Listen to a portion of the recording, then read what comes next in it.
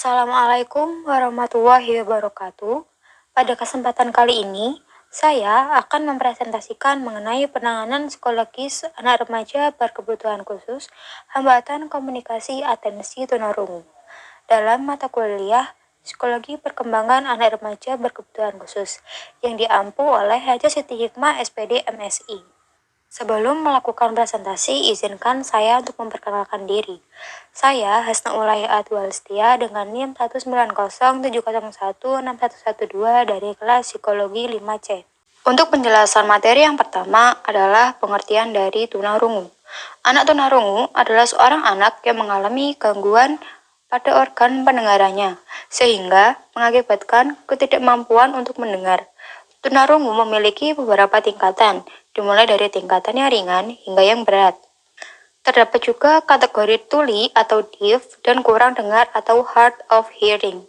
Sehingga dalam kesehariannya mereka menggunakan bahasa isyarat untuk melakukan komunikasi. Seorang anak yang mengalami tunarungu memiliki sifat egosentris yang lebih besar jika dibandingkan dengan anak yang normal. Anak tunarungu memiliki perasaan yang mudah tersinggung dan emosinya cenderung kurang stabil atau mudah untuk marah. Seorang anak yang mengalami tunarungu akan menghadapi kesulitan untuk melakukan komunikasi secara verbal atau lisan. Komunikasi lisan ini dapat secara ekspresif atau ketika berbicara maupun reseptif, atau untuk memahami pembicaraan orang lain. Hambatan perkembangan yang dialami oleh seorang anak tunarungu.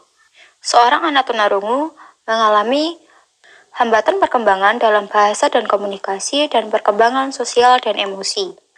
Untuk penjelasan yang pertama, saya akan menjelaskan mengenai hambatan dalam perkembangan bahasa dan komunikasi. Dalam mengembangkan kemampuan berbahasa pada anak tunarungu, diperlukan pemahaman sejauh mana perolehan bahasa yang terjadi pada anak. Seorang anak tunarungu mengalami kesulitan untuk berkomunikasi dengan orang di sekitarnya. Terdapat beberapa ciri-ciri umum anak yang mengalami hambatan dalam perkembangan bahasa dan komunikasi. Ciri yang pertama adalah kurang memperhatikan guru ketika gurunya menjelaskan tentang pelajaran di sekolah. Ciri yang kedua adalah anak sering memiringkan kepalanya. Tujuannya adalah untuk mengganti posisi telinga ketika mencari sumber suara. Yang ketiga, kesulitannya untuk mengikuti petunjuk secara lisan. Ciri yang keempat adalah enggan berpartisipasi secara oral. Yang dimaksud di sini adalah sang anak enggan untuk berkomunikasi dengan temannya meskipun temannya sudah mengajaknya untuk berbicara. Untuk ciri yang kelima adalah mengalami ketergantungan terhadap arahan atau sebuah instruksi. Ciri yang keenam, perkembangan intelektual yang tidak maksimal atau terganggu.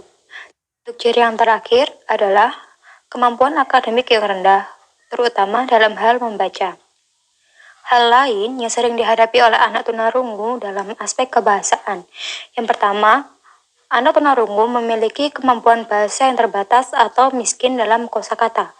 Yang kedua, sulit untuk mengartikan ungkapan bahasa yang mengandung kata kiasan atau sindiran.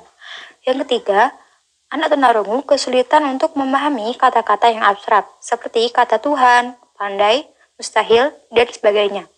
Yang terakhir adalah anak tunarungu kesulitan untuk memahami irama dan gaya bahasa. Hambatan perkembangan yang kedua adalah hambatan perkembangan sosial dan emosi. Perkembangan sosial dan emosi pada anak tunarungu sangat dipengaruhi oleh pengalaman yang mereka dapatkan, bagaimana perlakuan orang lain terhadap mereka, dan tentunya perkembangan yang mereka alami tentang bagaimana cara mereka mengungkapkan rasa dan memahami orang lain. Dalam hal ini, komunikasi memberikan implikasi terhadap kemandirian, kemampuan untuk bermain, dan juga berbagi dengan teman sebayanya. Menurut Muhammad, perkembangan tersebut meliputi perkembangan kognitif dan perkembangan fisik. Yang pertama adalah perkembangan kognitif. Perkembangan kognitif pada anak tunarungu mengarah pada bagaimana cara memahami dan mengatur bagaimana dunia untuk mereka.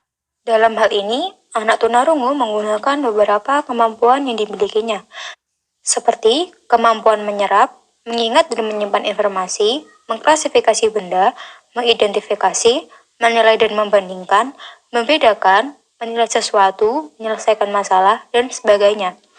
Keterlambatan dalam berbahasa juga dapat menghambat perkembangan kognitif mereka.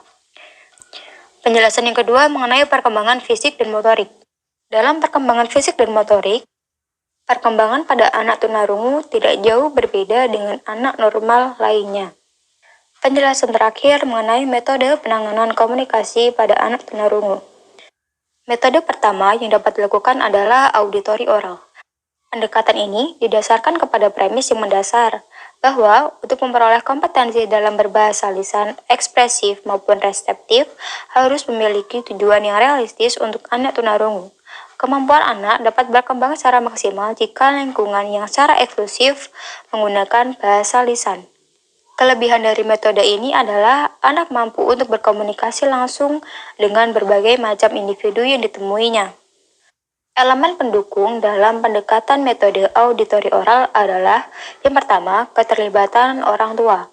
Yang kedua, intervensi dini yang berfokus pada pendidikan orang tua agar dapat menjadi partner komunikasi yang efektif. Yang ketiga, upaya-upaya dalam kelas untuk mendukung sang anak tunarungu terlibat dalam berbagai kegiatan kelas. Yang keempat adalah amplifikasi yang tepat. Alat bantu merupakan opsi yang tepat dan yang mungkin digunakan untuk anak tunarungu. Metode yang kedua adalah membaca bibir. Komunikasi melalui pendekatan membaca bibir baik untuk mereka yang mampu berkonsentrasi tinggi dan berfokus pada bibir penutur bahasa. Mengharuskan sang anak untuk berfokus kepada gerakan bibir dari si penutur bahasa. Metode ini juga memerlukan tempat yang terang agar gerak bibir oleh penutur bahasa dapat terlihat jelas oleh sang anak. Metode yang ketiga adalah menggunakan bahasa isyarat. Bahasa isyarat dapat digunakan dengan mudah melalui penggabungan perkataan dengan makna dasar.